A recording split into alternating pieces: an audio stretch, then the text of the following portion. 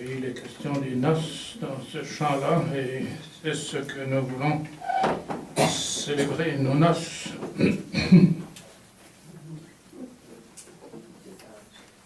Noces d'or, d'argent,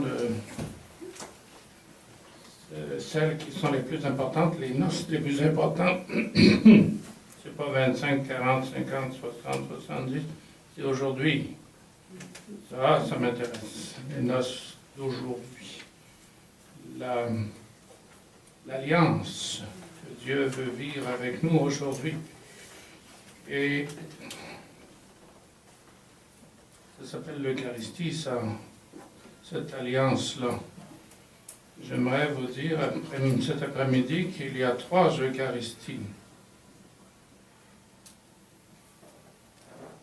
C'est important de le savoir. Il y a 3 Eucharisties comme il y a 3 sacerdoces. Et la première, c'est celle de Jésus. La deuxième, c'est la nôtre. La troisième, c'est la messe. Je reviens là-dessus maintenant. La première Eucharistie, c'est celle de Jésus. C'est lui qui est mort sur la croix. C'est lui qui a donné sa vie. C'est lui qui a... L'Eucharistie, ça veut dire rendre grâce. Toute la vie de Jésus a été une façon de répondre à l'amour du Père pour le Fils. Jésus, il n'est que révélation du Père, révélation de l'amour du Père et action de grâce. Toute sa vie est action de grâce pour l'amour qu'il reçoit. Alors la première Eucharistie, c'est la vie de Jésus, d'un bout à l'autre, mais particulièrement son mystère pascal, c'est-à-dire la mort de Jésus sur la croix et sa résurrection. Ça, c'est la première Eucharistie. Et après la résurrection, les premiers chrétiens, quand ils ont annoncé le Christ, ils ont annoncé ce qu'on appelle le kérygme. Le kérygme, ça veut dire l'annonce initiale de la foi. Au Rwanda, il y a des collines, il y a 1000 collines, pays de 1000 collines, il y en a plus que 1000. Et quand on veut se parler d'une colline à une autre, au lieu de descendre pendant 3/4 d'heure puis de remonter pendant 3/4 d'heure, on crie, on attend que l'air soit bon vers 5 heures le soir, puis là on crie. Une telle est l'enfantée. Quand on crie comme ça à 1 kilomètre de distance, on ne va pas faire du blabla, on donne l'essentiel, c'est ça le kérygme. Elle a enfanté, oh, c'est un garçon, c'est fini, le message est fini. C'est ça le kérygme, l'essentiel de la proclamation de la foi. Et ça se trouve à 6 reprises dans les Actes des Apôtres. Et le kérygme, c'est facile à retenir, c'est le cœur de notre credo. Ce Jésus que vous avez crucifié, Dieu l'a ressuscité, nous en sommes témoins, convertissez-vous. C'est répété à 6 reprises, par exemple dans les Actes, chapitre 2, versets 32 à 36. Juste pour donner un exemple. Chapitre 2, versets 32 à 36. Ce Jésus, Dieu l'a ressuscité, nous en sommes témoins. Exalté par la droite de Dieu, il a reçu du Père l'Esprit Saint et il a répandu. Que toute la maison d'Israël le sache, Dieu l'a fait Seigneur et Christ, ce Jésus que vous avez crucifié. Voilà le kérygme. Encore, chapitre 3, versets 13 à 15. Il y en a plusieurs exemples. Le Dieu de nos pères a glorifié son serviteur Jésus que vous aviez livré et rejeté en présence de Pilate. Le prince de la vie que vous avez fait mourir, Dieu l'a ressuscité des morts, nous en sommes les témoins. Chapitre 4, versets 10 à 12.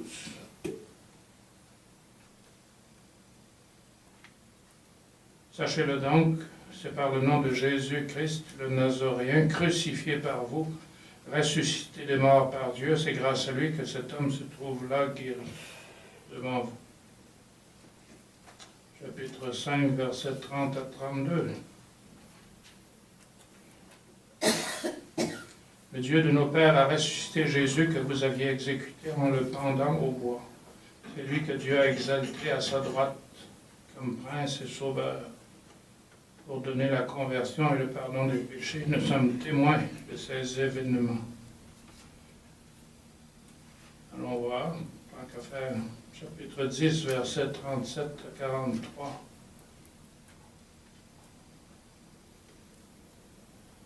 Lui qu'ils ont supprimé en le pendant au bois, Dieu l'a ressuscité le troisième jour. Il s'est manifesté sa présence, non pas à tout le monde, mais à nous, à des témoins nommés d'avance par Dieu, à nous qui avons mangé et bu avec lui après sa résurrection entre les morts. Et les cinq passages que je vous ai lus sont tous dans la bouche de Saint Pierre. C'est lui qui fait des discours et c'est lui qui est le responsable de la foi chrétienne, et c'est à lui qu'on donne la chance et l'honneur d'annoncer le Christ ressuscité. Sauf la sixième. Sixième, c'est pour contenter Saint Paul, qui aurait été jaloux. On en donne une à Saint Paul. Toi aussi, on va te faire annoncer dans les Actes des Apôtres, chapitre 13, versets 27 à 31. Alors, Saint Paul aussi, on lui a donné une fois le kérygme. Ils l'ont descendu du bois et déposé dans un tombeau, mais Dieu l'a ressuscité des morts. Il est apparu pendant plusieurs jours. Nous vous annonçons cette bonne nouvelle. Il a ressuscité Jésus, etc.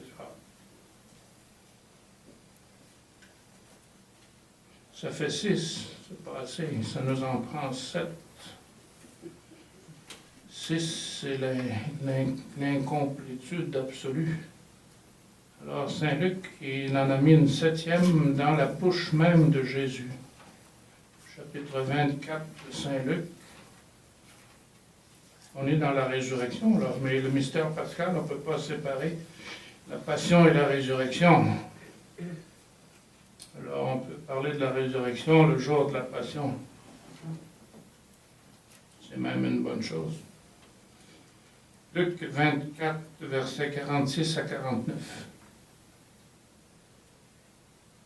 Alors, vous voyez, pendant le tout début de l'Église, les premières années de l'Église, on avait des catéchumènes, on leur enseignait l'essentiel du christianisme. C'est quoi votre voie, votre chemin, votre façon à vous de réussir votre vie?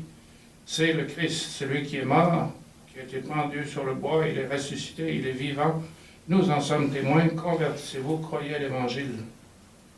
Alors ce message qui a été celui de la première communauté chrétienne pendant 10, 20 ans, on le met dans la bouche de Jésus quand on écrit l'Évangile 40 ans plus tard. Alors il leur ouvrit l'intelligence pour comprendre les Écritures. Et il leur dit, c'est comme il a été écrit, le Christ souffrira et ressuscitera des morts le troisième jour. Et on prêchera en son nom la conversion et le pardon des péchés à toutes les nations, à commencer par Jérusalem. C'est vous qui en êtes les témoins. Et moi, je vais envoyer sur vous ce que mon Père a promis, l'Esprit Saint. Voyez-vous, c'est le même message que l'auteur de Saint Luc, de l'Évangile selon Saint Luc, a mis dans la bouche de Jésus. C'est Jésus qui annonce son mystère pascal. Et c'est nous qui continuons cette annonce-là. Donc, le premier mystère pascal, c'est celui de Jésus. Le deuxième mystère pascal, c'est le vôtre. Et c'est ça qui m'intéresse particulièrement. Celui de Jésus, il a été fait, il est vécu. Jésus, il ne souffre plus. Son mystère pascal, il est vécu, réalisé. Il reste le nôtre à vivre.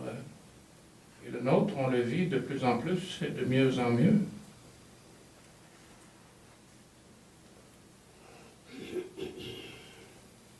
Et vous êtes ce disciple que Jésus aimait. Attendez un peu avant de parler de la deuxième Eucharistie. Je vais parler de ce fameux disciple que Jésus aimait. Parce que c'est ce disciple-là qui vit à la suite de Jésus son mystère pascal. Alors, ça commence au chapitre 13 de Saint Jean, verset 23. Le disciple que Jésus aimait, vous pensez que c'est Saint Jean, et c'est ça qu'on dit depuis 2000 ans. Et c'est vrai, vous avez raison, c'était Saint Jean à l'époque. Mais aujourd'hui, c'est vous. Un des disciples, celui-là même que Jésus aimait, se trouvait à côté de lui. Simon-Pierre lui fait signe, demande de qui il parle. Le disciple se pencha alors vers la poitrine de Jésus et lui dit, Seigneur, qui est-ce? Vous voyez, le disciple que Jésus aimait, il est plus proche de Jésus que Saint-Pierre. Le plus grand saint dans l'Église, c'est pas le pape. Enfin, je n'en sais rien, mais c'est pas nécessaire. Pas du tout nécessaire. Le pape, c'est nécessaire qu'il soit pape. Mais celui qui vit le mieux à la suite de Jésus, le mystère pascal, c'est le disciple que Jésus aime. Une deuxième citation, chapitre 18, verset 15.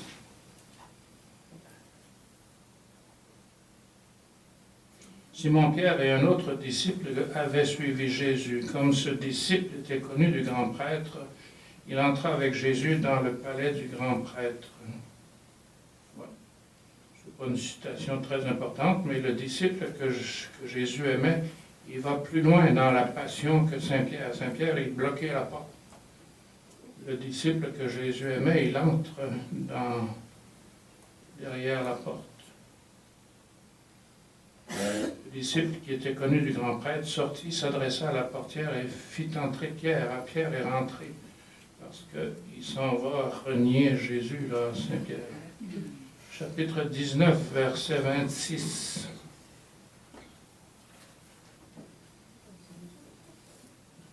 « 19, verset 26.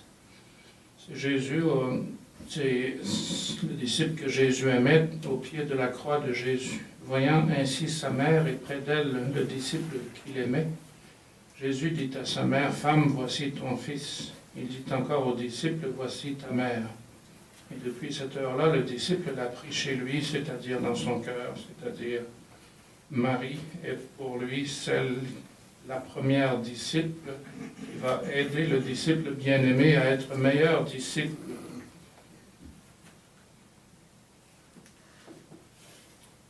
Chapitre 20, verset 2.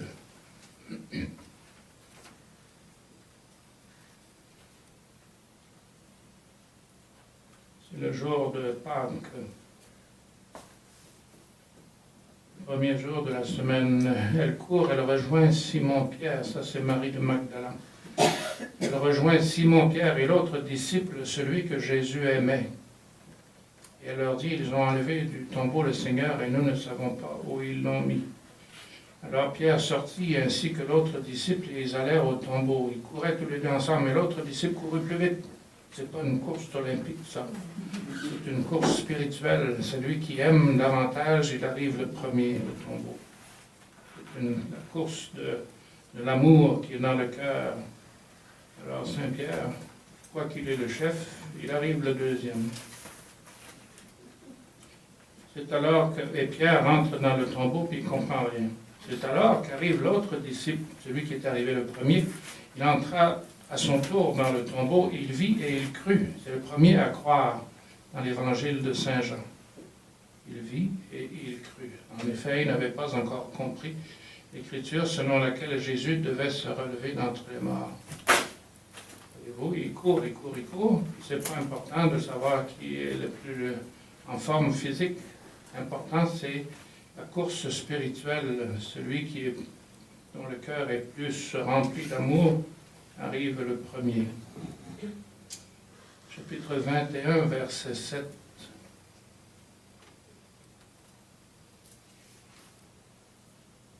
Il y en a 7 citations. On peut s'arranger pour en trouver 7. Important, le chiffre 7. 21, verset 7. C'est pendant la pêche. Le disciple que Jésus aimait dit alors à Pierre, c'est le Seigneur. Ils l'ont vu sur le bord du rivage qui était en train de jeter qui est en train de préparer un petit repas. Donc le disciple que Jésus aimait dit à Pierre, c'est le Seigneur. Et là, Saint-Pierre, on peut lui rendre cet honneur qu'une fois qu'il a compris, il y va. Il se jette à l'eau pour aller rejoindre Jésus. Mais le disciple que Jésus aimait était le premier à reconnaître Jésus. Saint-Pierre, il ne voyait pas. Il n'avait pas ses lunettes spirituelles. Il ne voyait pas que c'était Jésus. Donc le disciple que Jésus aime est le premier à le reconnaître là où il se trouve. Ensuite, chapitre 21, verset 20. Pierre s'étant retourné vit derrière lui le disciple que Jésus aimait. Celui qui, au cours du repas, s'était penché vers sa poitrine et qui avait dit, « Seigneur, qui est celui qui va te livrer ?» Quand il le vit, Pierre dit à Jésus, « Et lui, Seigneur, que lui arrivera-t-il » Jésus lui répondit, « Et voilà pourquoi je pense que ce disciple, c'est vous. Si je veux qu'il demeure jusqu'à ce que je vienne, que t'importe, toi, suis-moi. Si je veux qu'il demeure jusqu'à ce que je vienne, c'est-à-dire jusqu'à la fin des temps. Je veux qu'il demeure jusqu'à ce que je vienne. » C'est à partir de cette parole qu'on a répétée parmi les frères que ce disciple ne mourrait pas. Il ne meurt pas puisque vous êtes là. En réalité, Jésus ne lui avait pas dit qu'il ne mourrait pas, donc vous allez mourir. Mais bien, si je veux qu'il demeure jusqu'à ce que je vienne, et il répète 2 fois, Jésus veut avoir le disciple qu'il aime auprès de lui jusqu'à ce qu'il revienne, jusqu'à la fin des temps. C'est ce disciple qui témoigne de ces choses. Voilà pourquoi vous pensez que c'est Saint Jean. Mais à son époque, c'était lui. À notre époque, c'est vous, c'est nous qui sommes ce disciple que Jésus aimait. Voilà pour le fameux disciple.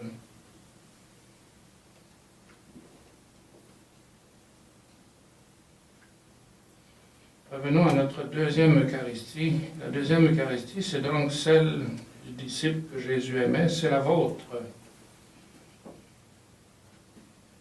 D'ailleurs, quand on fête Noël, et à Noël on fête Pâques, n'oubliez pas qu'à Noël, la fête principale, c'est celle de la résurrection. Ce n'est pas la naissance de Jésus. Désolé de vous surprendre avec ça, mais sinon il faudrait arrêter la messe avec l'évangile de la naissance de Jésus à Noël. Et on continue la messe, on est rendu dans la passion et la résurrection. Là. Et on a 3 messes, il y avait 3 messes. Donc à Noël, c'est le mystère pascal de Jésus. Le lendemain, c'est Saint-Étienne, c'est le mystère pascal d'un disciple, Étienne, qui a donné sa vie à la suite de Jésus. Quand on a, je ne sais pas si c'est le cas ici, je ne pense pas, dans une église consacrée, qu'on dit consacrée, un autel consacré, il y a toujours des reliques des martyrs dans l'autel.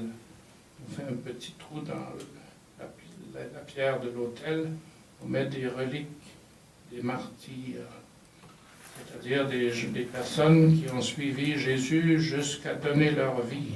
C'est ça la deuxième Eucharistie. C'est nous qui, à la suite de Jésus, vivons un amour qui va jusqu'à mourir et ressusciter. Vous avez vu le film de Monseigneur Romero? Dans ce film-là, à un moment donné, l'évêque Romero, on lui dit qu'il y a 2 de ses prêtres qui ont été tués, ou un catéchiste et 2 prêtres. En tout cas, il y a 3 cercueils devant lui. Et qu'est-ce qu'il fait, Romero?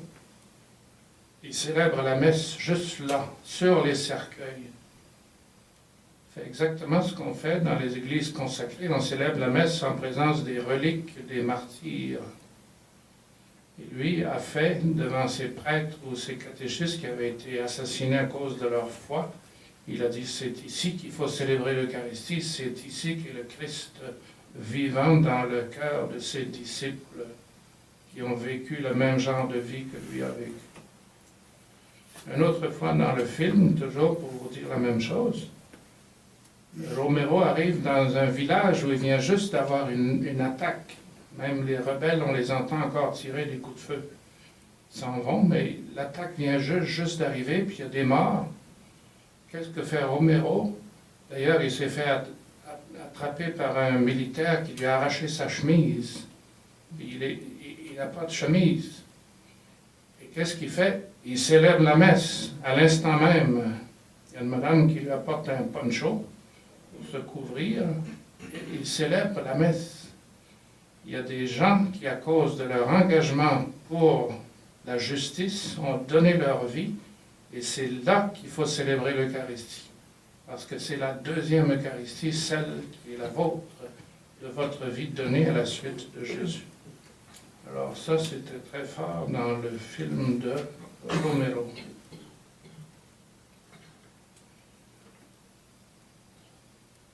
Le langage de la croix est folie pour ceux qui se perdent. De connaître lui, dit saint Paul, Philippiens 3, 10 à 11, de connaître lui avec la puissance de sa résurrection et la communion à ses souffrances, lui devenir conforme dans sa mort, afin de parvenir, si possible, à ressusciter d'entre les morts. Ça.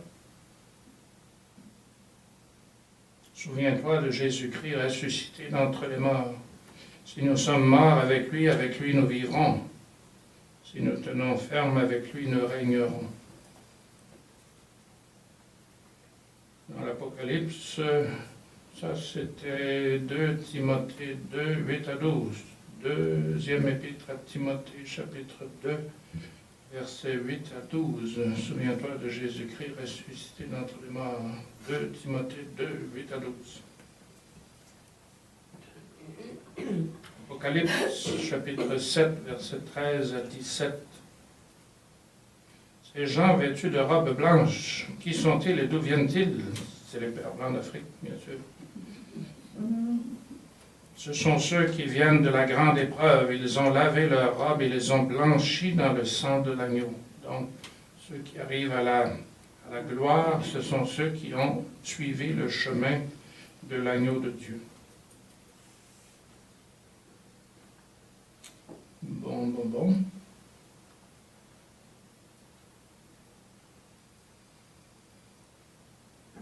Et ainsi de suite. Donc, la deuxième Eucharistie, c'est celle de votre vie donnée aujourd'hui. Pas celle il y a 20 ans, celle-là aussi. Ça fait partie de votre histoire. Mais là où Dieu nous attend, c'est ici et maintenant. Vivre ici et maintenant. Une vie donnée à la manière de Jésus. C'est ça la deuxième Eucharistie. Et c'est ça qui nous fait être unis à Jésus. Maximilien Kolbe, quand il a choisi de mourir à la place de l'autre monsieur qui avait une femme et des enfants, il a été enfermé, il est mort de faim et de soif. Ça a pris 11 jours. Il a été le dernier à mourir avec les autres qui étaient avec lui, je pense. Pendant ce temps-là, et ici j'arrive à la troisième Eucharistie, qui est la messe. La troisième Eucharistie est moins importante que la deuxième. Laquelle est moins importante que la première? La messe, c'est pas ce qu'il y a de plus important dans la vie.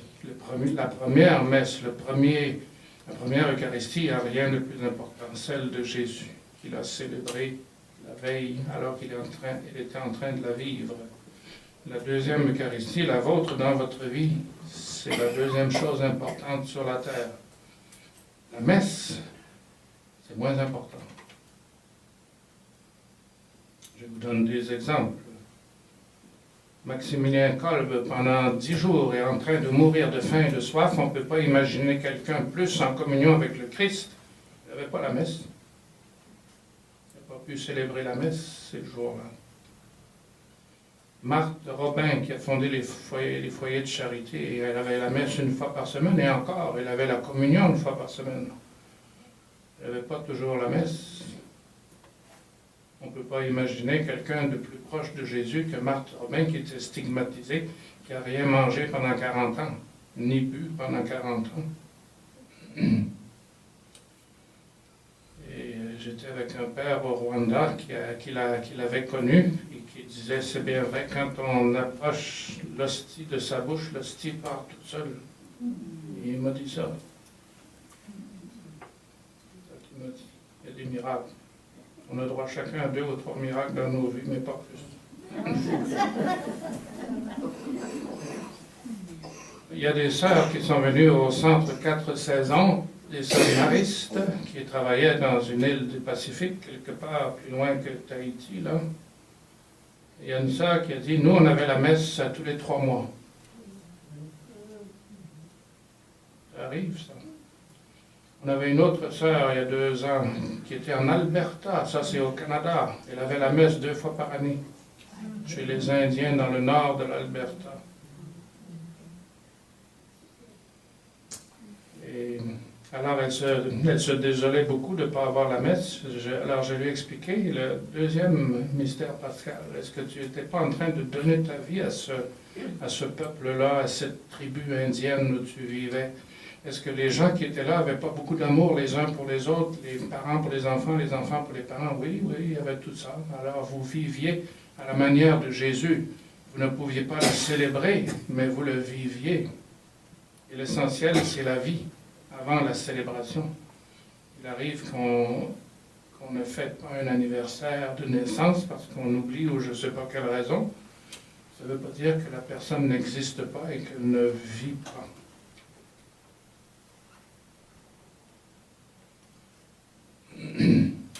Alors c'est ça les 3 Eucharisties. La première, c'est celle de Jésus, c'est sa vie à lui donnée, et particulièrement dans son mystère pascal.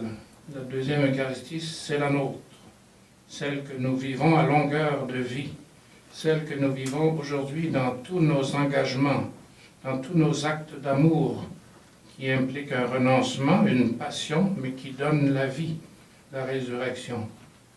C'est ça qui est le deuxième mystère pascal, et c'est le plus important. C'est-à-dire, c'est plus important que la messe. Il y a des gens qui vont à la messe et qui mangent leur prochain du matin au soir. Ça s'appelle un sacrilège. Il y a des gens qui... Staline est allé à la messe, Hitler aussi, un catholique, Hitler. Alors, c'est pas la messe elle-même qui est l'essentiel de la vie, c'est la vie donnée à la manière de Jésus, comme je l'ai suffisamment dit. Romero, il avait dit ceci, une église qui ne s'unit pas aux pauvres et à partir d'eux ne dénonce pas les injustices commises contre eux n'est pas la véritable église de Jésus-Christ. Voilà ce que disait Romero.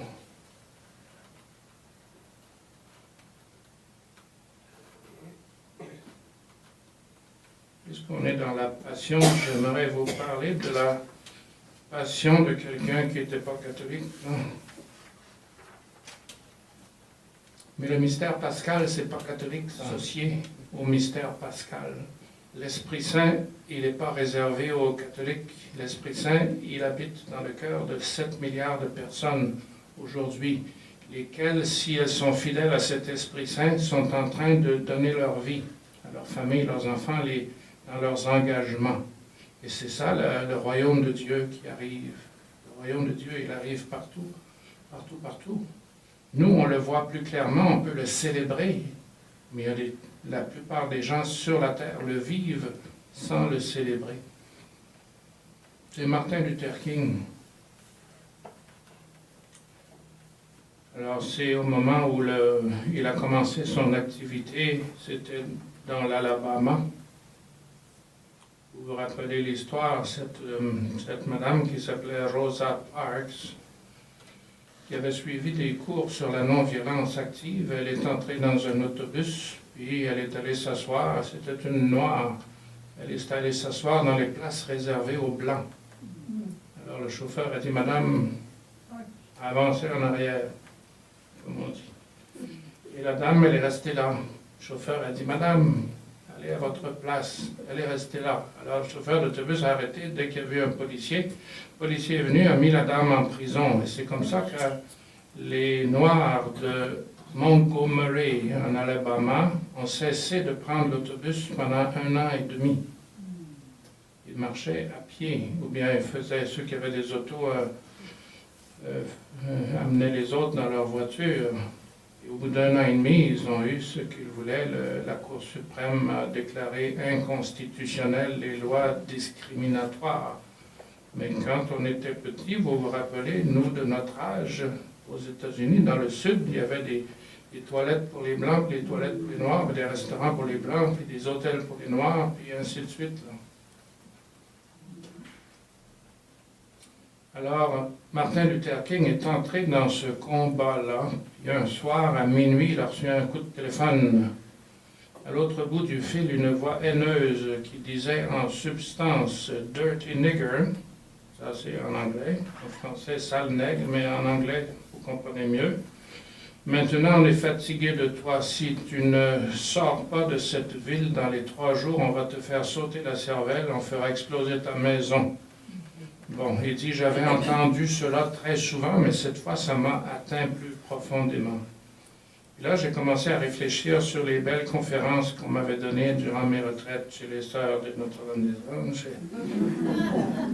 Je revins à mes souvenirs de théologie, de philosophie que je venais juste d'étudier dans les universités, mais la réponse ne venait pas de mes gros livres et de mes conférences.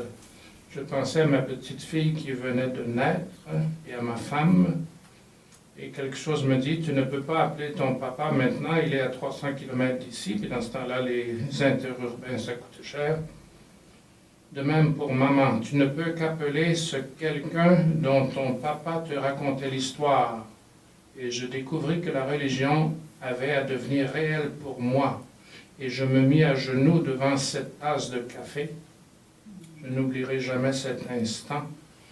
Et je fis une prière, et je priai à haute voix cette nuit-là. Et je dis, Seigneur, je suis au bout du rouleau. J'essaie de faire ce qui est juste. Je pense que la cause que nous représentons est juste. Il est en train de vivre son agonie, comme l'agonie de Jésus. Je suis en train de balbutier, de craquer. Je dois avouer que je suis à bout de force, et je ne veux pas laisser les gens me voir ainsi, parce que s'ils me voient perdant force et courage, ils vont commencer aussi à s'effondrer. Comme Jésus à l'agonie qui dit « Seigneur, éloigne de moi cette coupe ». Et qu'est-ce qui se passe à ce moment-là? Un ange est venu réconforter Jésus. Et qu'est-ce qui se passe pour Martin Luther King? Il a paru qu'à cet instant, j'entendis une voix intérieure me dire « Martin Luther, lève-toi pour le droit. Lève-toi pour la justice, lève-toi pour la vérité, et je serai avec toi jusqu'à la fin du monde. » Et là, il continue dans sa belle poésie. Là, j'ai vu un éclair, j'ai entendu le tonnerre gronder, j'ai senti les forces du mal se jeter sur moi pour vaincre mon âme. Mais j'ai entendu la voix de Jésus me disant de poursuivre le combat. Il a promis de ne jamais m'abandonner et ne jamais me laisser seul. Voilà l'agonie de Martin Luther King et la réponse de Dieu, une réponse intérieure qui dit « Je suis avec toi, continue malgré l'obscurité et malgré la nuit, parce qu'au-delà de la mort, il y a la résurrection. » Mais lui, il ne savait pas comment ça allait finir, et Jésus non plus ne savait pas comment ça allait finir. Ne pensez pas que Jésus se disait « C'est pas grave, dans 3 jours, je ressuscite. » Jésus ne savait pas comment ça allait finir. La seule chose qu'il savait, c'est qu'il faisait confiance à son Père du ciel. Et Martin Luther King, il fait confiance à Dieu aussi, qu'il vient d'entendre dans le fond de son cœur.